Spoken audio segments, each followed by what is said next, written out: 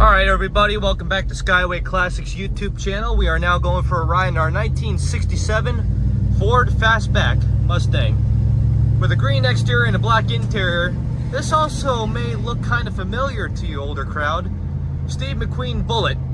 Although it's not an identical car to the one in the movie, it does resemble such a likeness, although his was a stick. We have an automatic with ours, aftermarket retro sound style radio. Still got a lot of our original gauges. Everything works as good with that nice wood grain steering wheel. We will now give you a little bit of a brake test. Not so bad on the brakes.